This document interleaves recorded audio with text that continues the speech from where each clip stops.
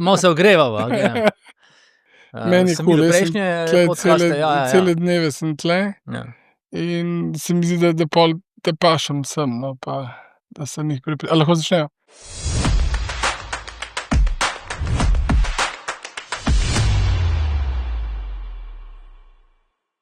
Dve leti nazaj sem si za rojstnodnevno darilo podaril vstopnico za njegovo predavanje. Zdelo se mi je, da bo super fajn preživeti večer sam v družbi nekoga, ki mu prisluhnejo mnogi, v katerih stavkih se prepoznam. In v veliko veselje mi je, da Aljoša Bagola, na katerega predavanje sem šel, danes moj gost. Aljoša, dobrodošel. Hvala, ker si bil moj gost, in ker sem lahko tvoj danes. Tako se mi je zdelo, veš, Kranjska Gora, drugačna dvorana kot Cankarjev dom, drugačni ljudje, če lahko tako rečem, ne. Ni bil to tvoj premierni nastop, ne, ampak eden od mnogih, ne. In v bistvu sem na skrivaj malo čakal, da boš površen, na skrivaj sem malo čakal, da boš kakšno stvar preskočil. Okej. In si se mi zdel vrhunski in si se mi zdel odličen. Predvsem se mi pa zdi, da hočem o tem govoriti zato, ker sem naredil največjo spremembo v svojem lifeu glih zaradi tega dogodka. In sicer tisti večer sem izklopil vse notifikacije na telefonih, vse maile, vse SMS-e ugasnil in ne piskajo več, ne zvonijo in ponosen. Takrat sem rekel, da če bom do konca počitnic to zdržal, da sem kar v redu, ampak zdaj 2 leti kasneje imam notifikacije še vedno ugasnjene. A se ti zdi, da mogoče s to svojo lastno izkušnjo spreminjaš svetove drugih? A je to odgovornost, a je to težka odgovornost? V bistvu je večina nasvetov, recimo ali iz knjig, ali iz predavanj, pogovorov, velikokrat samemu sebi, ne. Pisanje je bilo sprva terapevtsko, v bistvu je neka prednaložena modrost, ki se je tako dolgo izogibamo v življenju, spregovorila, skozi to ustvarjanje, skozi to pisanje. In tako sem se naučil, da ne nastopam z pozicije, kot jo marsikdo prepozna, mogoče če me spremlja površno, ne vem, ki je pokroviteljska, ki si drzne soliti pamet in podobno, ampak večinoma so to nasveti samemu sebi, prišepeti, neka spoznanja, ki jih tako pogosto zabrišemo stran, zatlačimo v žep, se za njimi ne oziramo in se od njih nismo pripravljeni česar naučiti, ne. In zato je pač to, kar vključujem v svoje palamudenje, motoviljenje in kar je podobnih glagolov, nekaj, kar sem preizkusil na lastni koži. In zato ti si pač pri sebi ugotovil, da je to tvoja neka nevralgična točka, da je to v bistvu nekaj, na kar dandanes samodejno pristanemo, ne. Se pravi, naprave že itak dobimo prednastavljene tako, da nam žvenketajo, vibrirajo, zvonijo, in nenehno težijo. In kamorkoli se prijavimo, ne, v katerokoli aplikacijo, na katerokoli stran, najprej želijo, da, ne, odkljukamo, da nam pošljejo vsako stvar, da nas zmotijo v kateremkoli delu našega dneva, ob počitku, med ustvarjanjem, in to je narobe, ne. In v bistvu je mene v to morala sprva prisiliti izgorelost, ne, kjer sem ugotovil, da potem, ko sem bil 20 let nepremagljiv Superman, ki je reševal vse, vsakogar, vsako situacijo, prevzel vso odgovornost, in se razdajal na vse stvari, v bistvu vsako obvestilo službene narave, ki je takrat v tisti siloviti strtosti, depresiji in strmoglavljanju prišlo na moj telefon ali katerokoli drugo napravo, v bistvu pomenilo neke vrste smrtno grožnjo za moje telo, ne. In v to sem bil prisiljen stopiti, moral sem se samozaščititi, kakor se je to dalo, ne, in to je bil v bistvu res minimalni higienski ukrep, da sem izklopil vse, kar ni bilo potrebno. Jaz sem blokiral še večino kontaktov, tako da so me tudi pač poklicati niso mogli, ne. In potem, ko sem ugotovil, okej, saj to ni nekaj, kar je zgolj neka, ne vem, stvar, kot ti pač na urgenci naredijo, ne, prvih nekaj postopkov, ampak v bistvu ti lahko vsak dan služi za to, da ohraniš svoj mir, da ohraniš svojo koncentracijo in da s tem v bistvu suma sumarom, korak za korakom, drobec pozornosti za drobcem pozornosti, ki ti ni ukradena, privarčuješ dovolj življenjske energije, ne. In kot vemo, je pravzaprav življenjska energija, ki je imamo dovolj, da se spopadamo z vsakdanjim stresom, ki ga je že itak dovolj, nekaj, čemur lahko pravimo duševno zdravje, duševna kondicija. In tako preprosto je v bistvu. Ampak daj greva trenutek, ko ti opisuješ situacijo, kako imaš pič pri enemu res velikemu oglaševalcu, da vzadi imaš težo ekipe, odgovornosti do ekipe, sam si fizično že očitno v nekem resulu, ne? Ampak še vedno to moramo delati, to je moja dolžnost, to je moja odgovornost, in potem pride rešilc. A res nekdo, ki je toliko bister kot ti, res čaka do tistega zadnjega trenutka? A se ti ne zdi, da bi lahko prej slišal, da bi lahko prej prepoznal, pač nisi hotel, pa slišal si? Ja. Zagotovo. Življenje nam vedno pravočasno vroči zahtevo za spremembo, vedno nas pravočasno pocuka za rokav in reče, ne vem, če je to prava smer, vedno pravočasno sproži alarme, zažene preplahe, ne, ampak ljudje smo ignorantski, ljudje smo nezdravo ambiciozni, ljudje smo prikovani v neke vzorce, ki jih nismo nikoli raziskali, reflektirano, pravzaprav pogledali v ta zmazek, ki mu pogosto rečemo izpolnjeno, uspešno življenje, in zato pač teramo naprej. In šele na psihoterapiji, ne, v procesu, ko sem bil prisiljen zazreti se vase in ugotoviti, kaj me žene in zakaj me to žene na točno takšen način, sem spoznal, da pravzaprav nikoli nisem dopustil možnosti, da bi pravočasno izpregel, ker bi s tem ogrozil v bistvu dotok simbolnih vrednosti, ki so me dovolj dvigovale, da sem se počutil dovolj dobrega v svoji koži. Torej, da sem dobival nagrade po tekočem traku, da sem nizal poslovne uspehe in dosežke, da sem bil tam za ekipo, da so me imeli za nepremagljivega, za reševalca, za nekoga, na katerega se lahko zanesejo, za nekoga, ki jim je lahko vzgled in tako dalje in tako naprej. In to je v seštevku tvorilo mojo identiteto, ki sem se tako krčevito oklepal, da si tega nisem drznil spustiti za nobeno ceno, ne. Tudi, če bi se izrazil v športnem žargonu, ne, če bi srce pustil na igrišču, dobesedno, ne, če bi me v prezentacijski sobi zadela kap, kot to marsikoga, ne, sem se bil pripravljen oklepati tega, kar mi je bilo zapovedano že od malih nog dalje, kar sem lahko videl pri starših, se pravi to garaštvo, to deloholištvo, to neprestano dokazovanje, prevzemanje preveč odgovornosti hkrati, prenašanje ogromno stresa. In kar je zanimivo, vse to poteka pod radarjem, ne, tvoje zavesti. Vse to je zelo dobro podmazano, naoljeno in dela nezmotljivo. In dokler tega ne razkrinkaš, si proti temu zelo nemočen, ne? In zato nas šele neka huda bolečina, huda preizkušnja prisili v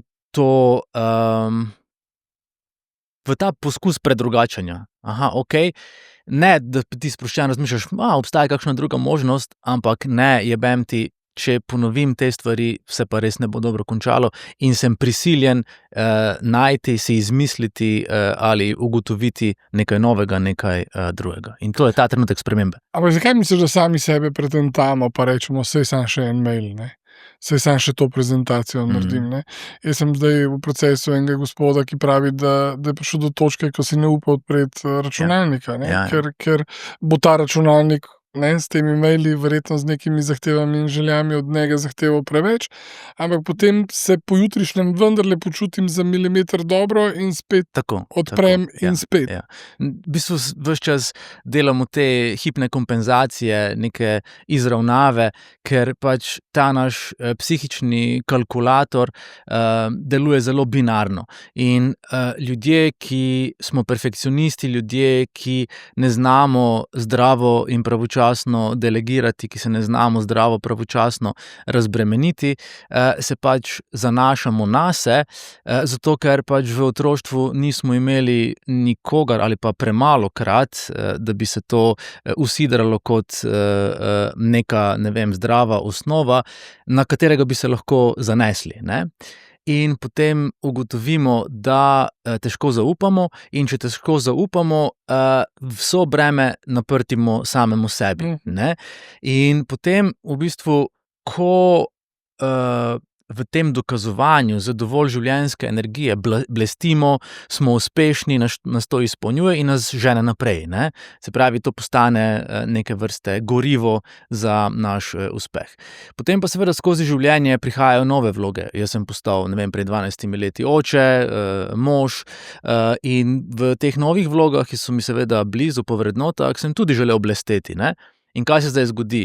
Vsa energija, ki je prej šla 100% v zagotavljanje mojega kariernega, kreativnega uspeha, se je zdaj začela drobiti, ampak nikjer nisem želel popustiti, ne. Še vedno sem hotel biti najboljši kreativec, najboljši kreativni direktor, vodja kreativne ekipe, največje v Sloveniji takrat, in obenem blesteti kot oče, kot mož, kot kdorkoli, kamorkoli so ga poklicali in mu ponudili možnost, da je, ne, pod žarometi, da lahko spet nekaj dokaže, da je lahko v očeh drugih dovolj dober, da lahko za tisti kratek trenutek tudi sebe dovolj ceni, ne.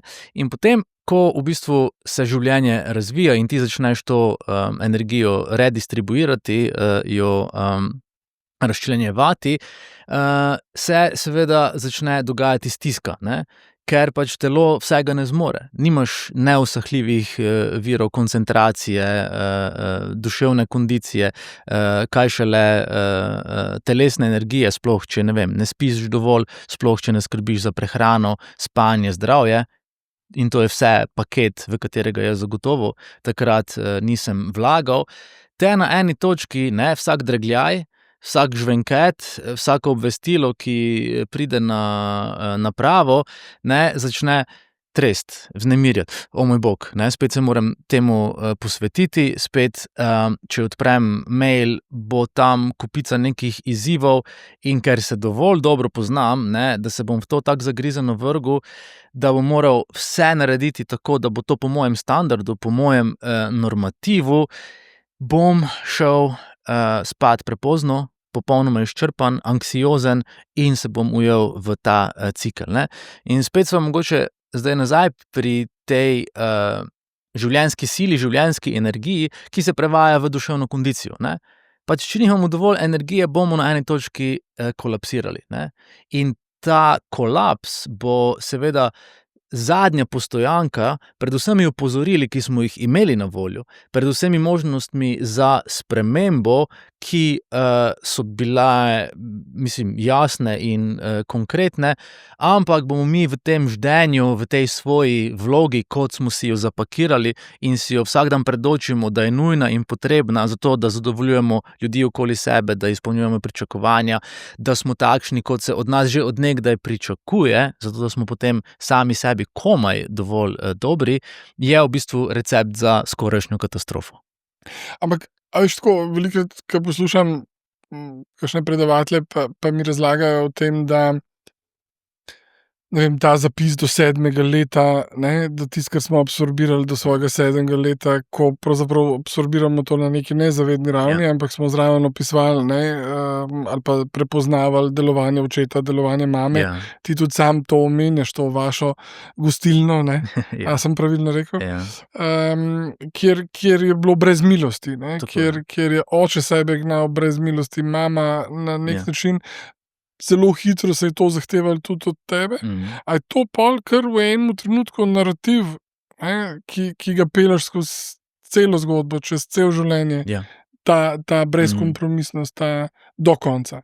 Zagotovo. Jaz mislim, da je pač ta preobrat psihologije v raziskovanje otroštva in posledično vplivov, ki jih le to pusti za celo življenje, izjemno pomemben in da si pač tu lahko poiščemo veliko vzrokov za to, kako mislimo, kako čutimo in kako v seštevku ravnamo, da, kar je pa zelo super stvar, ne, tudi vseh sodobnih raziskav, da to kasneje zdravo spreminjamo.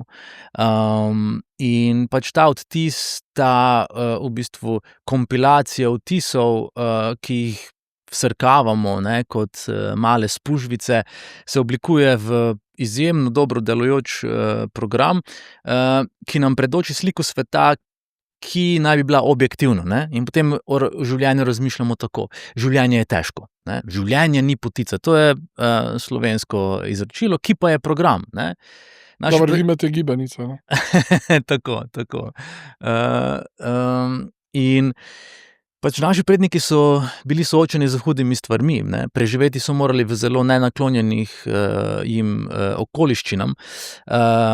In v bistvu vse to, kar se zapiše v nas, in tudi naša psiha, naši možgani, limbični sistem, seveda v ospredje postavljajo te preživetvene informacije, ne. Se pravi, to je naravi prvinsko, da preživimo, da se razmnožujemo, ne. To je vse, kar jo zanima, torej nič romantičnega. In zato smo tako podvrženi temu, da nas skrbi. Zato smo tako občutljivi na delanje napak, ne, ker pač, če storiš preveč napak, te bo pleme izvrglo, zato ker se ogroža varnost plemena in si prepuščen samemu sebi, kar pomeni, da boš zelo težko preživel, ne. In še zdaj nas je za to delanje napak tako zelo strah. Zato pravim, da v tej pridentiteti, kot imenujem identiteto pridnosti, pohlevnosti, ubogljivosti, ne, še vedno preveč pozornosti posvečamo temu zelo omejujočemu vprašanju, kaj si bodo pa drugi mislili, ne, kolikokrat smo to slišali v otroštvu, ne. In potem ne pride samo do te prednastavljenosti, da, ne vem, delaš, kot so delali tvoji starši, da si takšen, kot je to zahtevala tvoja okolica, ampak tudi do tega, da zelo dolgo zanikaš resničnega sebe, svoje prave vrednote, svoje talente, ne, pač mogoče ali pa veliko ljudi še vedno opravlja poklic, ki so ga od njih zahtevali njihovi starši, ne. In to seveda ni receptura za neko lastno srečo, ali pa mogoče je sreča pretežka beseda, ne, ker ljudem spet vzbudi neko breme, da morajo nečemu ustrezati, da so lahko srečni. Ampak v bistvu gre za neko izpolnjeno, raziskano življenje, kar je v končni fazi point življenja, ne. Da ga raziščeš, da ugotoviš, ne, kje boli, kje je lepo, kje lahko ljubiš, kje pač se moraš postaviti zase, kje si lahko odprt, kje moraš postaviti meje, ne. In v bistvu si ne dovolimo raziskovati, biti ustvarjalni, biti kreativni, ker je ta prepoved v tej pridentiteti, ne, tako močna, tako neizprašana in nas vsakič znova kljuje in nam kljubuje z tem vprašanjem, kaj si bodo drugi mislili, ne. Pazi, kaj govoriš, ne, kaj bodo pa drugi rekli, ne. In tako ostanemo v tem oklepu za zelo dolgo. No, ampak tleh so pri tej magični besedi ne. Ja. Ko v bistvu pravzaprav poskušam najti 100 načinov, da ne izgovorim ne, da ne zavrnem očeta, da ne zavrnem maminih pričakovanj, partnerjevih pričakovanj, ne. Kako v bistvu obvladati, kako postati čarovnik besede ne? Ja, jaz pravim, da Slovenci ne živimo samo v demokraciji, ampak tudi v nemokraciji, ne. Saj ko pride do te magične besede, do besede ne, prepogosto ostanemo tiho, ne, obnemimo. In v bistvu eden izmed prvih priročnikov za postavljanje meja pravi, meje, kjer se končaš ti in se začnem jaz, ne. In to je v bistvu že neko osnovno zavedanje, ki ga ljudje mogoče na določeni točki razumemo na telesni ravni, ne. Ej, preblizu mi stojiš, ne, ej, malo se umakni. In šele nato nam je omogočeno, da ga mogoče razumemo tudi na čustveni ravni, ne. Nenehno siliš vame s svojimi pričakovanji. Tvoje želje vedno poteptajo moje želje. tvoja pričakovanja naseljujejo mene. Ne? In ko v bistvu znamo meje razumeti tudi malo bolj abstraktno, malo bolj nevidno, oziroma si jih lahko na tak način uprizorimo ali izgovorimo, jih lahko začnemo zdravo postavljati. Ne?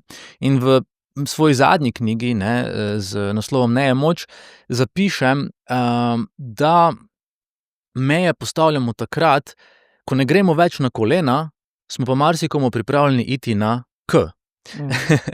In to je misel, ki je marsikomu veliko bolj razumljiva, dobro, marsikdo si jo tudi zelo napačno vizualno predstavlja. Si mislil konja, ne? Ja. Ampak, ja, na konju smo tako, da res začnemo postavljati meje, ampak ker je to vaja, ker je to proces, ker je to nekaj, v čemer se moramo ne izmojstriti, kar seveda traja, ampak se tega najprej naučiti, moramo začeti z majhnimi mejami. Ne? Ampak glej, Aljoša študira v Ljubljani Ja. in se vrne v petek v Prekmurje, naslednji dan je gostivanje in je treba pomagati, če ne drugega, krožnike znositi, mize pokriti. Je logično, da so oni imeli pričakovanja do tebe, Ja. da boš družinski, ne vem, družinski sistem, no zdaj bojo vsi vedeli, kdaj snemava, da boš ta družinski sistem, ne, pravzaprav pomagal. Nihče tam pravzaprav ne razmišlja, da je za tabo težek teden, da... Ja, ne. Ampak rečemo ja, ne? Tako, velikokrat so bila pričakovanja samoumevna, da tudi, ker jaz sem začel že v drugem letniku faksa delati na agenciji in sem bil zelo hitro, zelo uspešen in pač tam napredoval, imel zelo hitro veliko odgovornosti in še vedno sem, ja, ob petkih zvečer pač odpotoval po transverzali do Prekmurja in začel ob 8 zjutraj pomagati v gostilni in to so bili šihti, ki so bili 16-urni, za vikend. In za vikend je bilo največ dela in oče je pač pričakoval, da sem doma, ne. In, ja. A ta doma sploh razume, kakšne svetove ti odpiraš tam v Ljubljani? Ne, a sta razumela to tvojo unbelievable, ne, sposobnost oziroma pozicijo, kaj si počel, kaj si delal? A bi tam lahko kot starš delal neko uravnilovko ali pa se zavedal, da je tam neko bojišče, ki te tudi izčrpava? Ja, ljudje smo v osnovi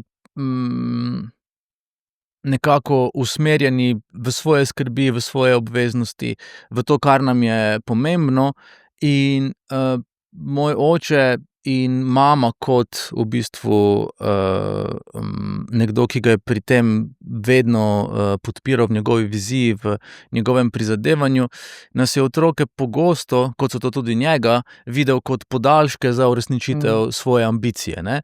In jaz menim, da če bi mu bilo na začetku finančno lažje, če bi pač prihajal, ne vem, z okolja, kjer bi dobil že neko, ne vem, izhodiščno doto, neko vsoto denarja, kjer bi si lažje, in to ne zgolj z nekim res velikim kreditom, ki sta si ga mogla vzeti zato, da sta te sanje uresničevala, začel, bi bil tudi veliko bolj prizanesljiv do nas otrok, ne. Ampak ker je ta njegov ambiciozni, megalomanski del pač postavil takšno operacijo, ne, ki jo je bilo težko vzdrževati zgolj z delovno silo, torej z zaposlenimi, smo mi bili avtomatsko všteti v enačbo in to od zelo zgodaj, ne. In ker sta tudi ona dva bila naučena, da je pač to nekaj, kar se ne preizprašuje, ne, se pravi, da so tudi ona kot otroka morala že od malih nog dalje veliko delati tam v okolju njunih družin. Tu sploh ni bilo nekih posebnih dovoljenj, nekih posebnih kvalifikatorjev in mogoče z pač to dokaj hitro krivuljo mojega vzpona je potem oče začel postavljati vprašanje, a lahko prideš, vem, da imaš zdaj to, ali na eni točki so se zahteve oziroma avtomatska pričakovanja prevesila v prošnje. Daj, prosim, prid, ka imam 2 avtobusa, ne, jaz tako, okej, ne. Lažje prideš takrat? če je to prošnja? Ja. Kot pravim, ne, ko si že prednastavljen na to, da ti vrhunska avtoriteta v tvojem življenju, ne, tvoj starš, nekaj naroči in to od tebe zahteva, kljub nekemu svojemu uporništvu, ki je prisotno, tega ne izraziš, tega ne izustiš, ne postaviš meja pravočasno in se ne samozaščitiš, tako kot bi se takrat moral. Ampak jaz sem tudi nekako sprevrženo užival v tej vlogi reševalca, ker po eni strani je to identiteta obeh staršev, da sta res garala, res rešila vsako situacijo, vsi so se lahko zanesli na njiju, vsem sta pomagalo, kakor sta znala in mogla. Po drugi strani je pa seveda pogost, sploh pri ženskah v prekmurskem okolju, obrambni mehanizem, ki je obrambni mehanizem žrtve, ne. Se pravi, okej, vse moram prenašati, za vse se moram potruditi, sebe postavljam na zadnje mesto in v sebi trpim, ker ne znam postaviti, ker nisem sposoben postaviti meja, me to boli, ampak potem nekako perverzno to postane udobje tako imenovane znane bolečine, ne.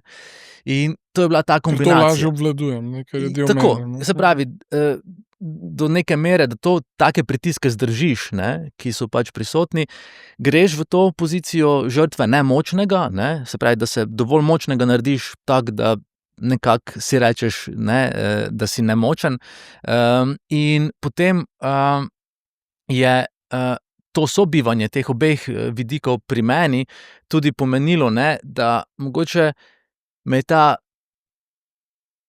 kako se reče, sladka bolečina, da sem lahko žrtev, ne, onesposobila, da bi postavil mejo in bi rekel fotru: veš kaj, nekoga drugega pokliči, ker imam, ne vem, ta vikend še natečaj, ki ga moram prezentirati v ponedeljek ali v torek, ker imam, ne vem, festival, kjer pač sem dobil takšne in takšne nagrade." Dobro, v tem primeru sem večinoma šel, ne, na festival.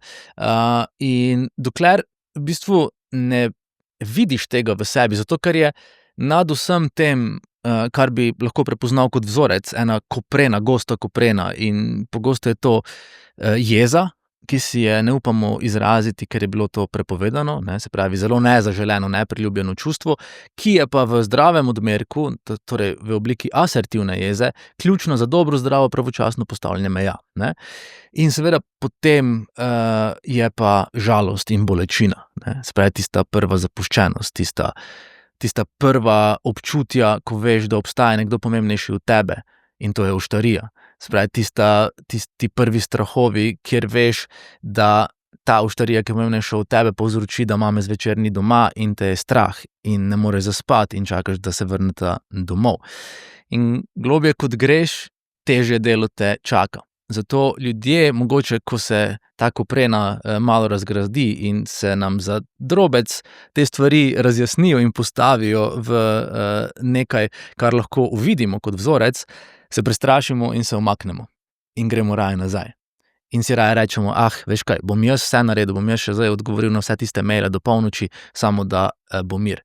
Ker se spet vračamo k temu, da smo se vedno vsakič mogli zanesti na samega sebe, ne.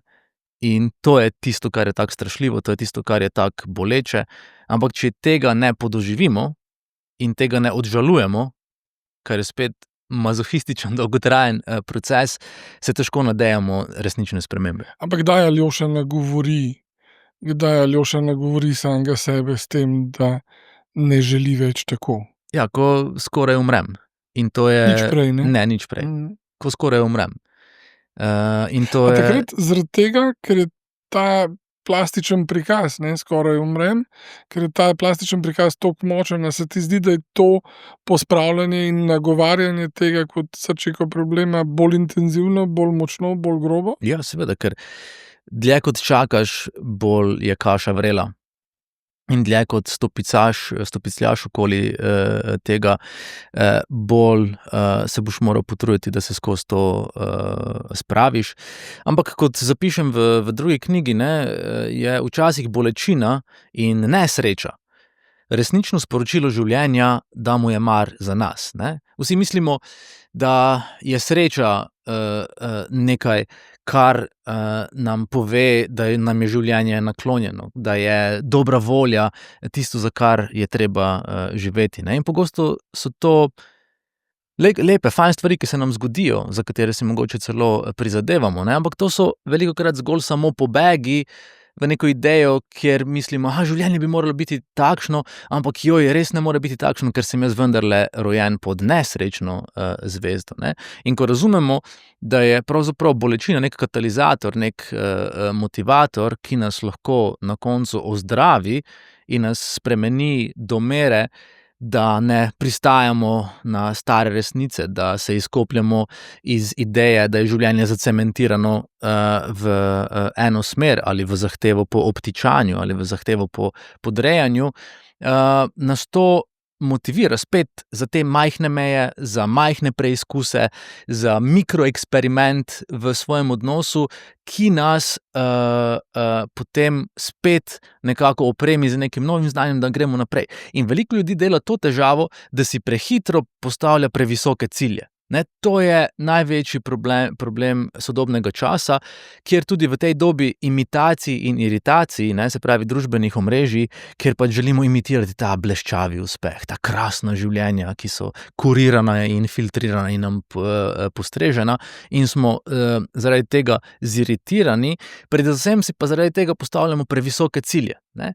In zdravo postavljeni cilji so vedno največ 10% nad tistim, kar trenutno zmoremo. Ne. Mi pa hočemo: "Moram si spremeniti svoje življenje. Tako dolgo čakam, da se mi odnos, zafržmaga, in, želim, da je popolnoma drugače in da zdaj res pride, princesa ali princ, na, belem, konju." Tako, živalsko smo potrpežljivi in imamo tako debelo kožo, da tako dolgo vztrajamo, da nam poči film, ne. In v bistvu, če bi si v vsej tej enoti časa, ne, vzeli malo časa zase, premislili: "Okej, nekaj majhnega bom danes, spremenil." Mogoče bom malo spremenil vse te negativne misli in izmed 10, ki jih ujamem v svojo mrežo, bom eni naklonil nekaj lepšega, bolj sijočega, bolj, vzpodbudnega, ne. In tako bi v bistvu prišli do neverjetnega uspeha, ne. Že kot pravi Bill Gates, da, precenjujemo vse, kar lahko naredimo v, enem dnevu, in podcenjujemo vse, kar lahko naredimo v enem letu, ne. In tu mislim, da moramo spreminjati to optiko, moramo začeti z majhnimi mejami, moramo, v bistvu bolj zaupati nekemu procesu, ki se zdi proces obtičanja, in si postaviti neke referenčne točke, ne. Ker pač, ne vem, trudim se in spet, ne vem, to sploh v izgorelosti, ne morem spati več kot 3-4, ure, ne, in sem, obupan, ne. In potem, ne vem, srečam nekoga, ki mi pa po pol leta reče: a veš, zadnjič, ko sva se srečala, si bil pa res v bedu, ne, zdaj se mi pa zdiš bolje, ne." In ti je nekdo referenčna točka in si rečeš: okej, napredujem, nekaj se dogaja, ne.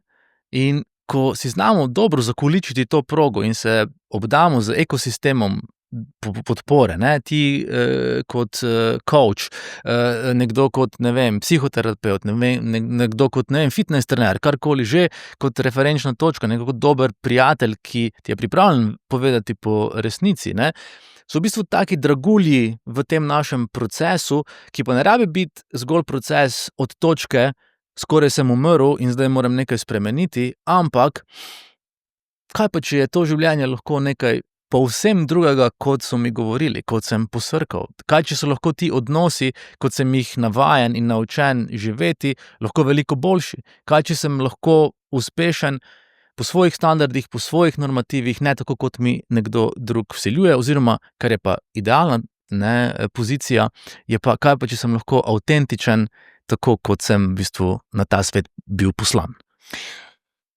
Okej, ampak če gledam nazaj, prej si rekel, ne, preden sva začela prejšnje življenje, in se mi tako dopade, ker se mi zdi, da jaz ta svoj medijski del dela na televiziji razumem kot eno prejšnje življenje z vso bolečino in težo povezano s tem. Ampak ti si se zdel takrat super zvezdnik, ne samo znotraj, ne vem, slovenskih, agencij ali pa delovanja ali pa medijskega sveta worldwide, ne, Potem pa spet prva knjiga, ne, ta najbolj prodajana, Ja, druga spet ja, najbolj prodajana, ja. ne. A se ti zdi, da si samo preoblikoval formo ali vendarle imaš občutek, ne, da vendarle tukaj zdaj držiš vajeti, da imaš svoje življenje pod kontrolo ali ta spet popolnost, ta perfekcionizem, Ja. najboljši Mhm. je tisto, kar te driva? Mogoče dajva samo en zaznamek, da ne govoriva o prejšnjih življenjih v spiritualnem smislu, ker pol si ti rekel, da ti kot medij, a veš, ne ti kot v medijskem smislu. Ja, govoriva o bivših karierah, ne. No, saj je bilo izprašanje dovolj jasno, ampak da se malo pohecava. To v bistvu držanje vajeti je zelo trdovratno, zahteva po nadzoru, po kontroli, ne, je velikokrat tak nevidni spremljevalec takih napornih, izčrpavajočih življenj. In kaj je perfekcionizem, ne? Zahteva po nadzoru, po popolnem nadzoru. Kaj je, ne vem, ne, z geotrikotnikom pospravljeno stanovanje, ne? Težnja po nadzoru, ne. In kaj je v bistvu vse to? To je večinoma kompenzacija oziroma spet izravnalni mehanizem za ves kaos, ki te je zaznamoval, za ves kaos, ki si ga preživljal, za vse neurejene, pogosto kaotične, nemalokrat destruktivne odnose, katerim si bil priča in so te poškodovali in kjer si utrpel toliko bolečine, ne. In zato veliko ljudi, ne vem, perfekcionizem pripisuje svoji osebnosti, ne da bi mogoče raziskali, kaj je resničen vzrok, ne, da je pogosto pobeg, da je pogosto spet obrambni mehanizem, da si zagotoviš dovolj lastne vrednosti, da si komaj dovolj dober.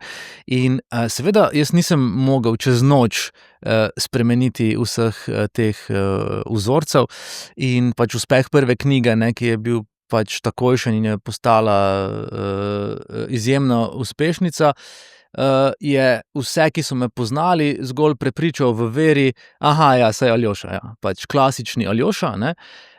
To tisti, ki so me poznali, ne. Tisti, ki me niso poznali, pa pač manjši del te javnosti, je pa stikal za nekimi špekulacijami. On v bistvu sploh ni izgorel, ampak si je to zmislil, zato je lahko imel uspešnico, ne, tako. In podobne stvari, ki so me v tistem času Ustvariti potrebo, a ne. Tako. Da napišem knjigo, bom najprej zgorel. Ne, ali pa, to je še naklonjena hipoteza, ne. Manj naklonjena tista, da sem si vse skupaj izmislil. Okej. Ja, tako, ja. Ker nekdo me direktno vpraša, daj mi ti povej, saj ti nisi v resnici izgorel, ne, ti si to pač malo pomutil. Samo zakaj tako razvrednotimo to zgodbo, a ne? Jaz sem ljudi videl, ki fizično ne zmorejo, ne, čisto vsakdanjih stvari, se pravi, da je to nek fakt, ampak zdaj se mi zdi, tudi zadnjič sem gledal neke državne podatke o tem, koliko ljudi je na daljših bolniških zaradi izgorelosti, kako dramatično je v zadnjih 5 letih ta številka. Zakaj se ti zdi, da to razvrednotimo, ne, saj Aljoša, kaj pa ti fizičnega težkega dela? Zakaj nekaj. To, da sediš za računalnikom in razmišljaš slogane. Ja, saj en del, ne, ta mačistično naravnan del industrije je bil, ne, Bagola je pička, ne. Lahko date čez. Ne, to bomo dali kar za tako, za trigger, a veš. Okej, za Razloži, zakaj Bagola ni pička. Zato, ker je že ta relativna skritost moje bivše industrije, se pravi, da ti, ne vem, res garaš za to, da prideš za vrhunsko idejo, da, ne vem, snemanje vrhunskega oglasa, ki jih na žalost vse manj vidimo, zahteva, ne vem, izjemno talentirane ustvarjalce, režiserje, nastopajoče, kamermane in ves ekosistem okoli, da v bistvu ne gre za zadrogirano industrijo, ki se vlači po žurkah na festivalih in si samo podeljuje nagrade, ampak gre pač za resen, težak in naporen biznis, da to povzroči spet ta predvidevanja, špekulacije in zatekanje k nekim sodbam, obsodbam, ki so bodisi, ne vem, dovolj zabavne, dovolj vznemirljive, dovolj za neko kratkočasenje, ljudi. Po drugi strani je pa potem ta del izpostavljenosti, ne vem, kjer pač stojiš na odru z nagradami, kjer greš v tujino, pa prideš nazaj z nagrado in tam si Kaj ti je hudega? ja, ne, nastavljaški in, ne vem, dobivaš nagrade, pa konfeti eksplodirajo na odru, pa vsa ta bleščavost, ne, pripomore k temu, da ljudje zamahnejo z roko, ne, in ti pač rečejo, da si puhoglav, da itak nisi inteligenten, da je to, služba za primitivce, ne, in, podobno, kar smo imeli zaslišati in, videti tako in drugače.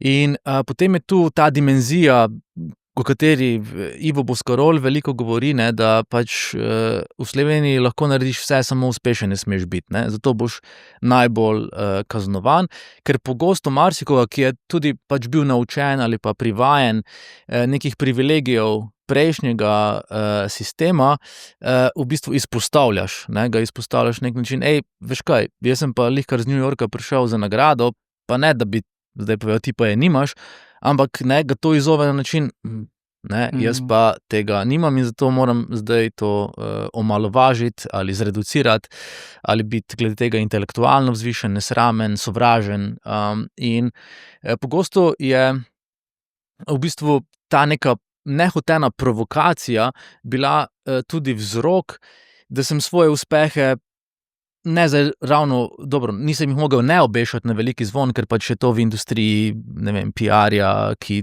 potem, ne vem, kreativce še bolj izpostavi, skoraj nemogoče in tudi poslovno ne bi bilo pametno, če se ne bi pohvalili, ampak sem jih vedno relativiziral, ne, in pač, ko mi je kdo čestital za nagrado, sem rekel, včasih se mi posreči ali pa, ja, ne vem. Ker lahko zveni še celo še bolj prepotentno. Ja, kako vzameš v bistvu, ja, tako, saj mogoče si je pol kdo, še to mislil, ampak jaz sem imel ta mogoče refleks, tega, prekmurskega fanta, ki pač, ne, mora biti, grdo rečeno, kmet, in, ustrezati kvalifikatorjem, ki so jih določili, drugi. Po drugi strani je pa bilo tudi to moje gorivo, ne, da pač kot underdog, kot tisti, ki mu, pripisujejo slabe možnosti za zmago, pokaže, da se zelo motijo, ne, in mogoče je to lahko neki na začetku del zdrave ambicioznosti, ne, se pravi, vsa ta miselnost.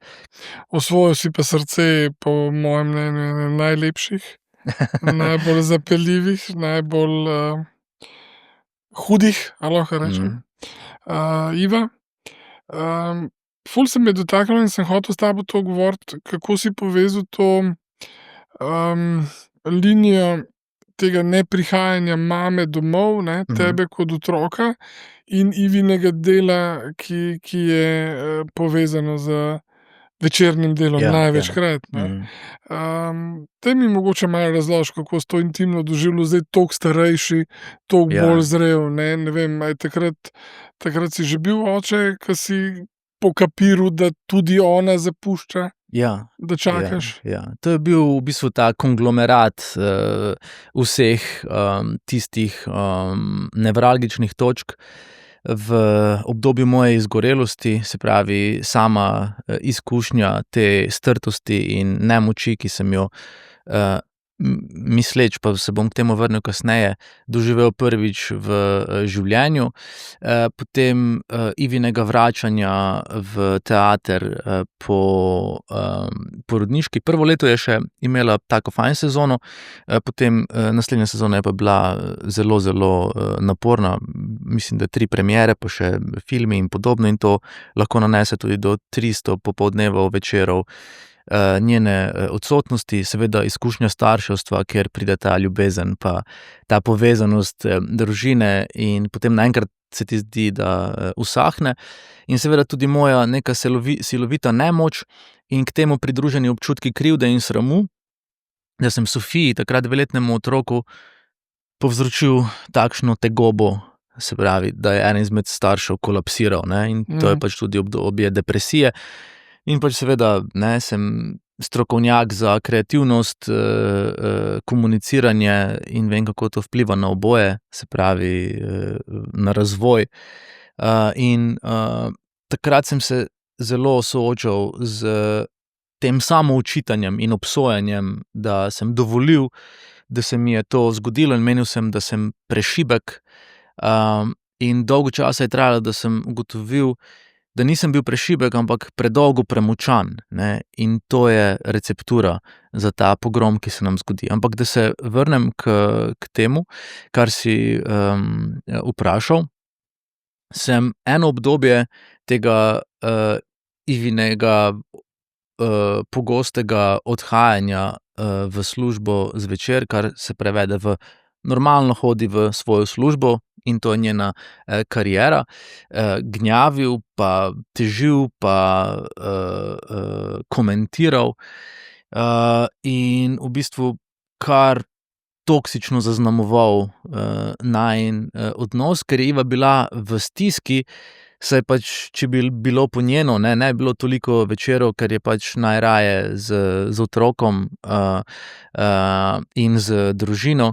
Če bi bilo po njeno, bi, stvari seveda zapeljala, drugače. In, potem, ko mi je rekla: "Veš kaj, zdaj pa tako, glej, to je moja služba, ne morem, drugače, jaz vaju imam neizmerno rada, ljubim vaju in nehaj." Ne.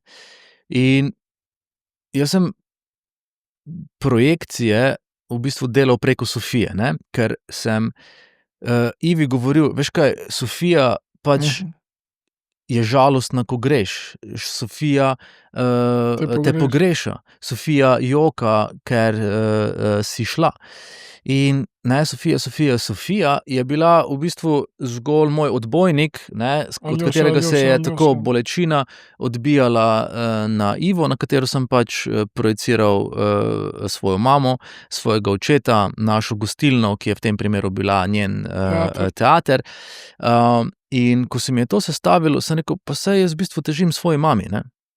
Jaz težim svoji mami, ampak to je moja žena in to je moj otrok. Otroku ne delam usluge, ker vsrkava teženje očeta, oziroma teženje moža svoji ženi in bo si, kaj, poiskala enega težaka, ki bo depresiven, sitnaril, da, dela v, poklicu, ki si ga je izbrala in za katerega je očitno poslana na ta svet, ne." In v bistvu do teh spoznanj moraš biti potem iskren, ne. In ni enostavno tega spremeniti, ne, ampak se dovolj sklofutaš, da si rečeš: zdaj pa dovolj, ne." In ko sem ugotovil, da v bistvu se na destruktiven način samozdravim svojo prvotno, izhodiščno bolečino, je bilo to neverjetno pomembno, spoznanje, ne. In šele nato se lahko začne: "Okej, to je moja prvinska bolečina, ne. Nisem prvič nemočen, ne, ker sem mislil, da sem prvič nemočen, ko sem rekel: "Ne, takrat sem bil nemočen." Ne.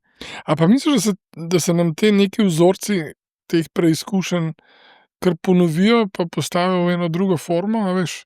A bi lahko rekel, da je pač samo druga oblika, drugi akterji, v resnici je pa zgodba ali pa issue identičen, tudi na karierni poti, na primer, ne? Vse je identično, dokler tega ne ozavestimo. In do takrat jamram: "Pa zakaj se meni vedno iste stvari dogajajo, ne?" To je najbrž pogosto vprašanje, ki ga tudi ti slišiš od svojih klientov, ne. Nikoli. Zakaj se mi okej, never, no, pol pa imaš srečo. Tak poseben sem, a ne. In, kot pravi, Mark Wolynn, strokovnjak za travmo, ne, se travma ponavlja zato, ker se želi razrešiti, ne. In ko v bistvu mi ugotovimo, da, ne vem, si izberemo partnerja, ki nas na eni točki začne spominjati na enega izmed naših, staršev, da imamo v službi nadrejenega, ki nam, zahteve postavlja identično ali zelo podobno kot eden izmed, naših, staršev. Ko tisočič doživimo eno in isto situacijo, smo isto razočarani, podobno zapuščeni, na enak način vrženi na stranski tir in podvrženi kakršnikoli zlorabi ali pomanjkanju, imamo možnost, da si rečemo: "Okej, zdaj bom pa nekaj naredil drugače." Ne?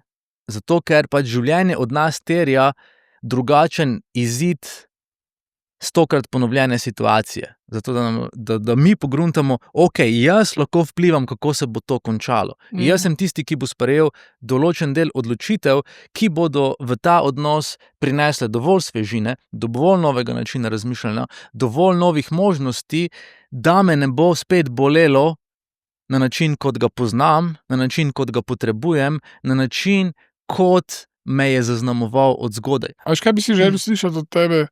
Ne, jaz velikokrat rečem, da je dovolj, če v enačbi zamenjam samo eno neznanko, ker bo outcome, končen rezultat bo drugačen že zaradi tega, ker je spremenjena samo ena neznanka. Tako.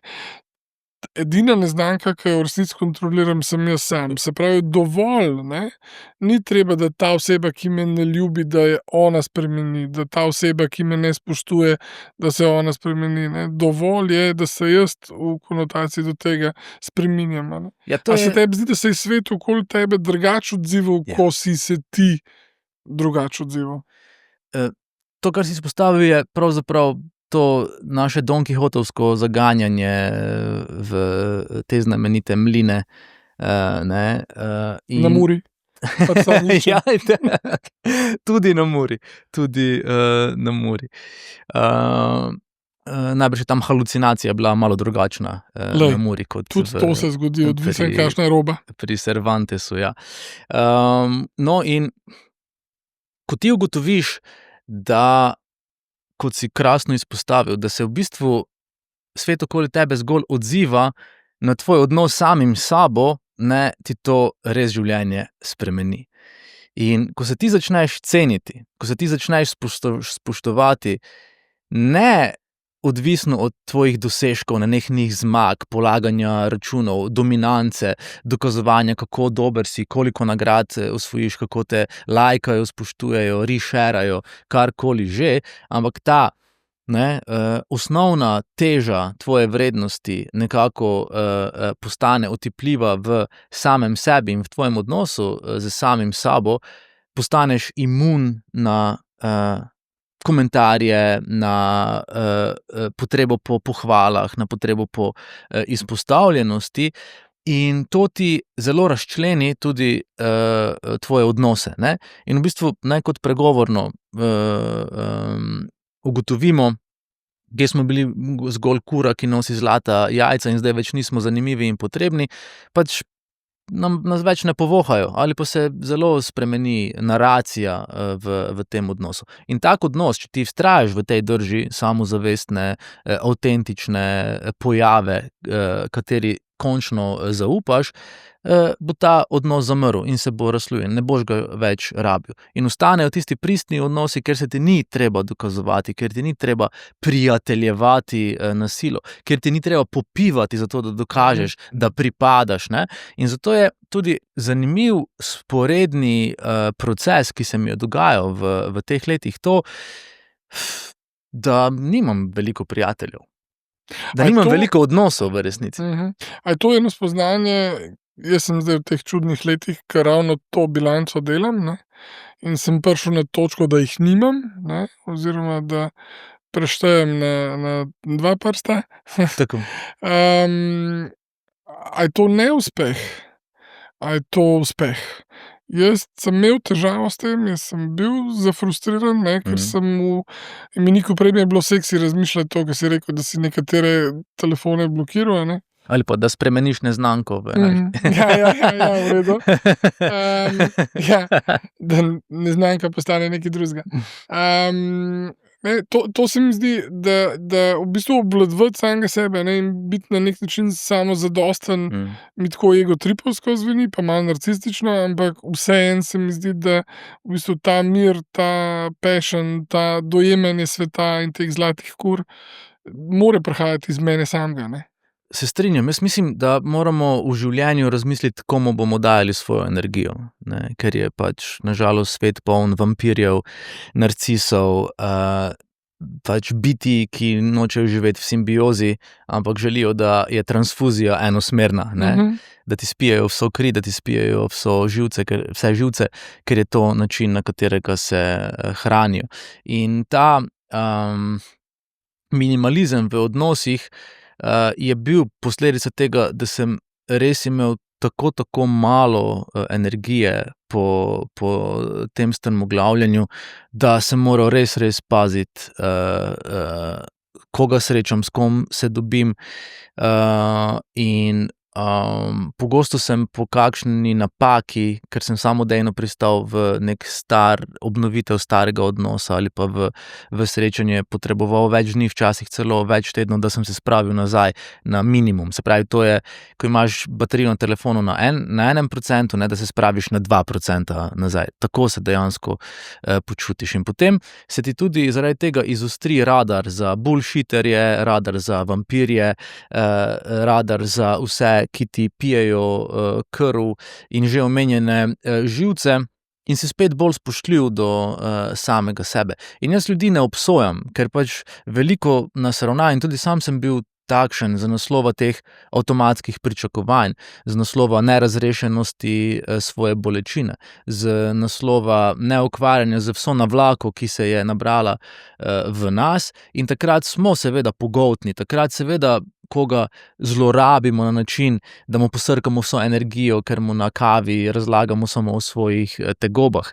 Takrat smo do koga, ne vem, neprizanesljivi, ker pač želimo zvedeti, ne vem, žgečkljive stvari ali tračariti, namesto da bi se pogovarjali o idejah, ki so vredne pogovore, o idejah, ki so vredne naše energije, ne.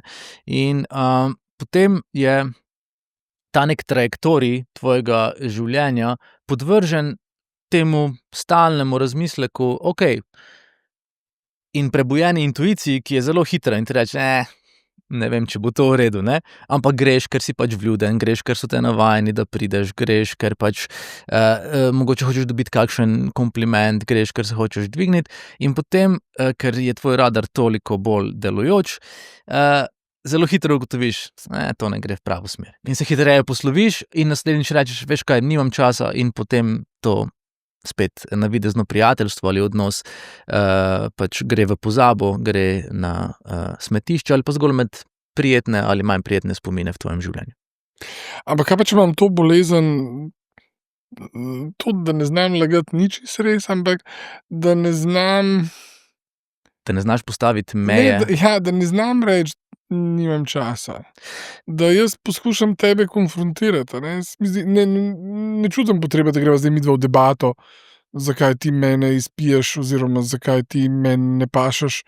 Ampak ne znam se pa tle zlagati, da nimam časa. Jaz kar rečem, da pač ne, s tabo pa ne grem na kavo. A misliš, da je to že kakšna bolezen, kakšna diagnoza? Ja, to je v bistvu ta pridentiteta, ne. Tudi to je posledica te naše ustrežljivosti. Ne, hočem ravno obratno, ne, da poskušam konfrontirati, ne, da se ne zlažem, nimam časa. Razumem, ja. Ampak da te konfrontiram s tem, hej. Da ne natrosiš nekih belih laži, ne morem zdaj, ker moram pobrati otroka, ali pa, pomivalni stroj se mi je pokvaril. V bistvu te bele laži. Te še nisem. Ampak, ja. Ker ne vem, kaj bi jaz imel s tem, ampak... Ja, razumem, ja. V bistvu bele laži niso slabe, ker marsikomu na začetku pomagajo učiti se postavljanja meja. In zato pravim, da so dovoljene. Naj jih ljudje kar začnejo uporabljati in postavljati meje, ne. Spet pač nekdo kliče, daj, stari, pridi, ne, tu te čakamo, in ti veš, da ti ni do tega, ti veš, da bo spet preveč tega in onega in pač hočeš reči ne. In to ti je tako težko, zato ker v tem med sopotniki postavljanja meja so najprej občutek krivde, občutek sramu, in to je seveda pravi poligon, da spet pristaneš v nekaj, kar te več že zelo, zelo dolgo ne osrečuje, kar te več zelo dolgo ne podpira.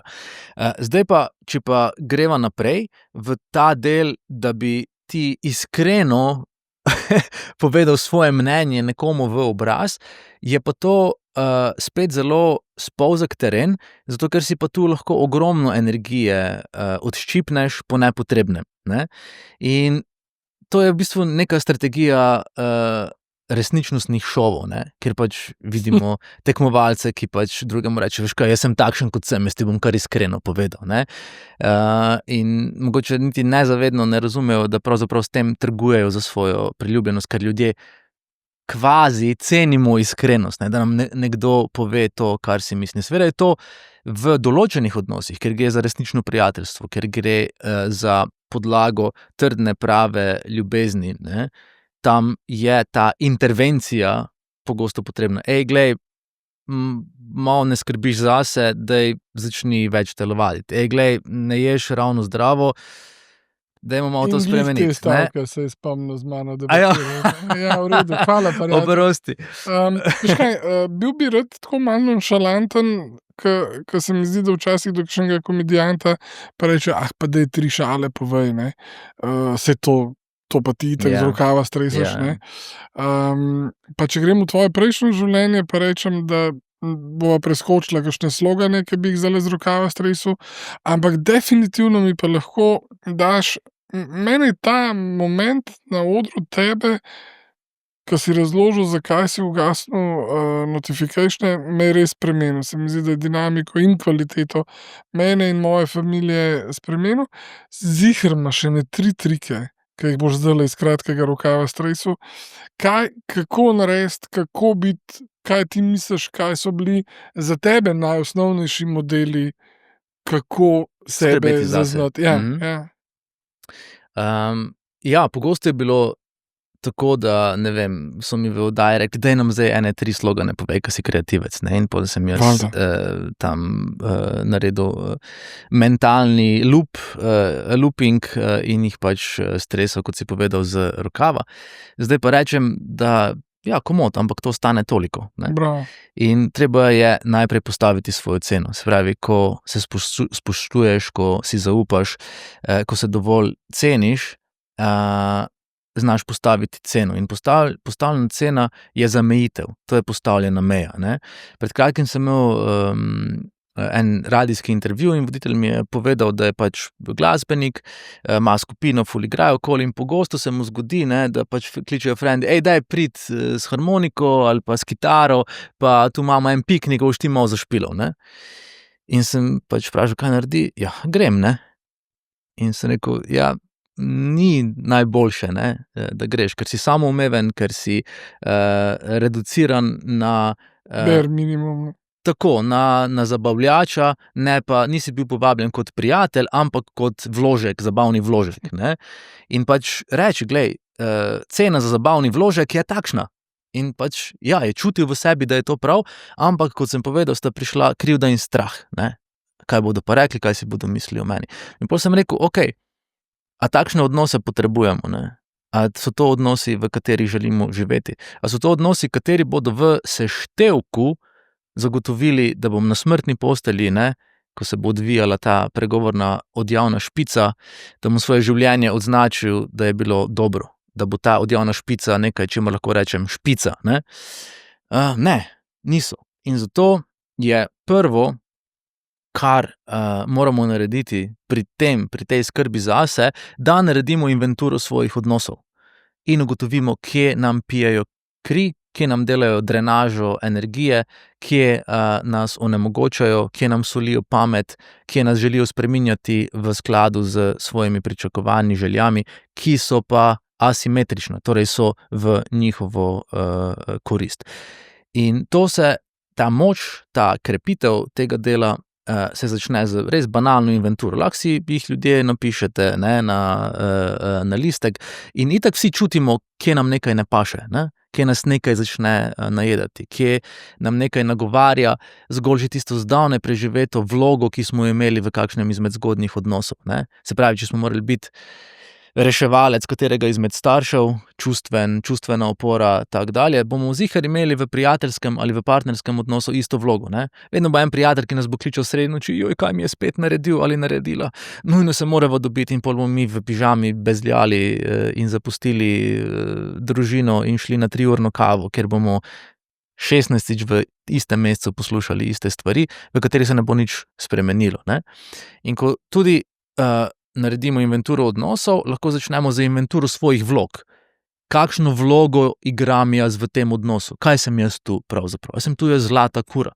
A sem tisti, na katerega se vedno zderejo, na katerega se vedno znesejo, ali vedno zanesejo, ne? Ali sem grešni kozel, ali sem vedno tisti, ki pač je, ne vem, v nekem rodbinskem odnosu zasmehovan na družinskem kosilu, on pa še nima otrok, pa ni se še poročil, ali pa ti pa si takšen in takšen, ne? Ali je to moja vloga v tem odnosu? In potem moramo pri sebi razčistiti, a želimo v tem še sodelovati, a so to vloge, ki so nam še pisane na kožo, ali jih čutimo kot tiste, za katere smo poklicani. In odgovor najbrž ne. In če odgovor ne, potem pride na vrsto najkrajši čarobni izrek na svetu, ki je beseda ne. In začnemo postavljati meje. Ne? In to naredimo spoštljivo, pravočasno in odgovorno. In to je pomembno. Ne? In to je mogoče ta tretji del, ki je fejst pomemben, je ta, da v bistvu nismo več tako živalsko potrpežljivi. Ne?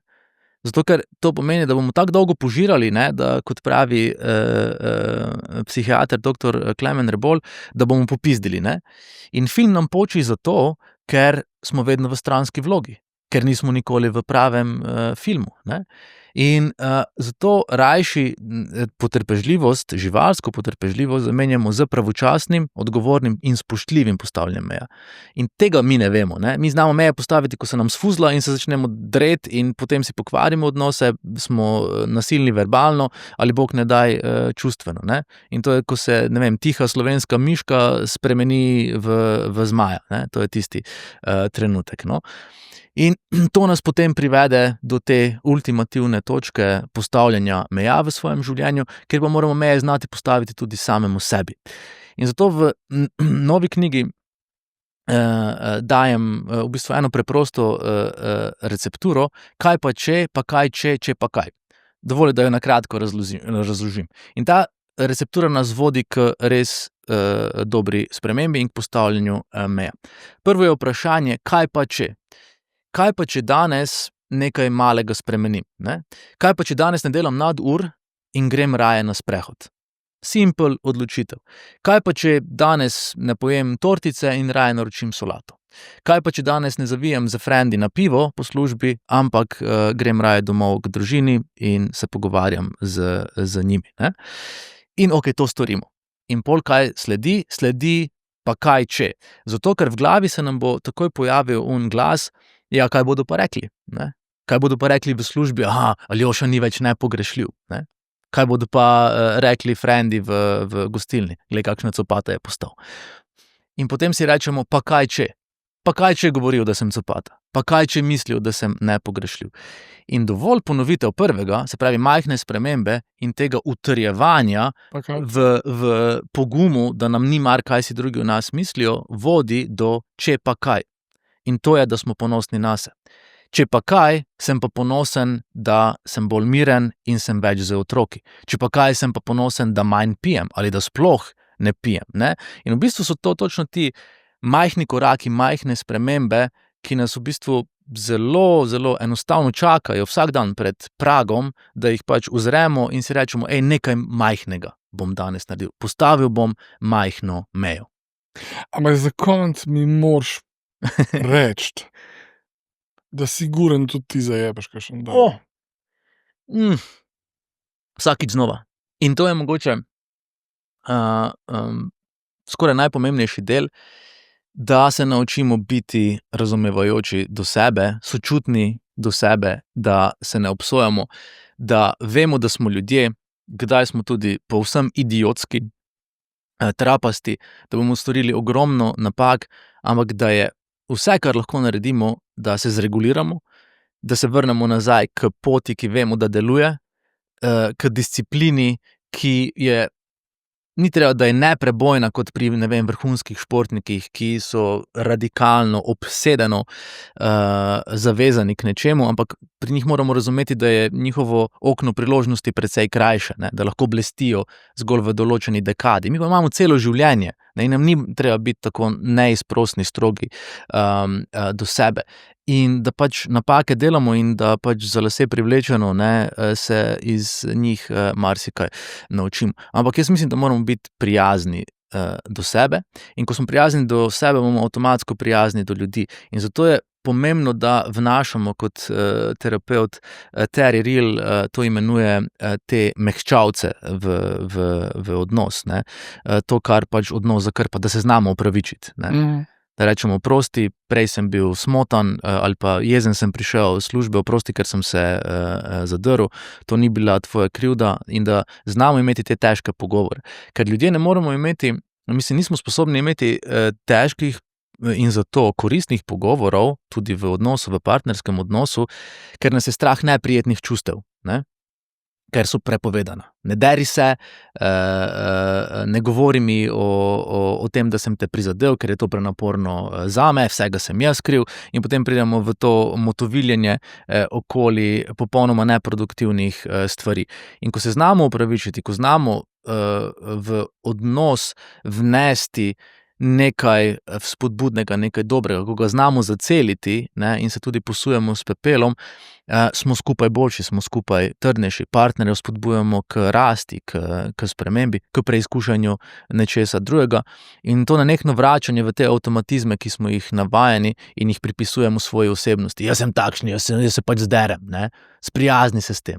Ja ne, pač mogoče pritisni pavzo v tisti mikrosekundi, preden se začneš dreti, in globoko vdihni, ne, to je psihološki vdih. Predvsem to, da ne pozabim, se pa moramo znati opravičiti svojim otrokom, ne.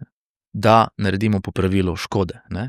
Kolikokrat vzrojimo, kolikokrat smo besni, kolikokrat uporabimo obrambni mehanizem zamenjave, torej da se v službi ne upamo postaviti zase, se bomo pa takoj, ko pridemo domov, zdrli na svoje otroke in na svoje bližnje, in ta refleks je nekaj, kar ne moremo prišteti tej vzgoji, naj zdrži, ne, mene so tudi tako vzgajali, ampak je nekaj, kar moramo ozavestiti in popravljati. In ko se nam to zgodi, ko pač otroka naderemo za brez veze, tudi če je bila ne vem, če je naredil kako traparijo, ampak je naša reakcija podeseterjena, ne, je na potenco, to ni prav. In zato moramo v pač nekem času iti popraviti škodo, ne, in pač potrkam Sofiji na vrata: "Sofija, oprosti, ker sem se zdrl, prej to ni bila tvoja krivda, imel sem neki težek sestanek in zato sem odreagiral na takšen način. Oprosti, rad te imam." Ne. Zato, ker če otroka pošljemo z občutkom krivde v sobo, ne, bo pač, kot bo vas večina psihologov povedala, ne, otrok to prevedel v: "Nisem dovolj dober, ne morem biti ljubljen in ne smem se imeti rad." Ne, v seštevku. In ne smem se imeti rad je zapuščina, ki si je noben otrok na tem svetu ne zasluži. Bi si ne mogel želeti lepšega zaključka. Edino to se mi zdi pomembno, ker ne vem, če si slišal, da sem rekel, da je Iva res fajn. Iva je fantastična. Ampak bi rad tako, da tako nekje zabeležiš to, da sem jaz to rekel. Mark, mislim, da si to izpostavil, Ne, se ti zdi jaz mislim, pomembno, ne. da je to zelo lepa stvar Super. in sem ti hvaležen. Moji prijatelji iz Avimeda so zate pa za Ivo, Krasno. sem se, Ja, materjala saj. fajn kriva, pripravili eno darilo in bi se ti rad zahvalil res za obisk. In ful neskončno vesel, tako da bom že našel kakšen izgovor, da mislim, ne samo, da povabim Ivo, ampak da... Ker nam je teh zmanjkalo, vidiš? smo uporabniki, tako da vidiš, hvala, ful dobro, bravo, ful sem bravo. vesel, hvala. Super. Sem prepričan, da se absolutno še kdaj vidva, je prav? Z največjim veseljem, hvala za povabilo, hvala tvojim gledalkam in gledalcem, da sem lahko bil vaš gost. Vi pa všečkite, lajkite, zato da vam bo piskal. Izklopite Ali pa ne? obvestila. Ja, tako je. Všečkate pa lajkate pa Tako šerate pa lahko. No, vidiš, ja, tako. Sva Evo ga. razumela in smo vam razložili. Se vidimo naslednji teden.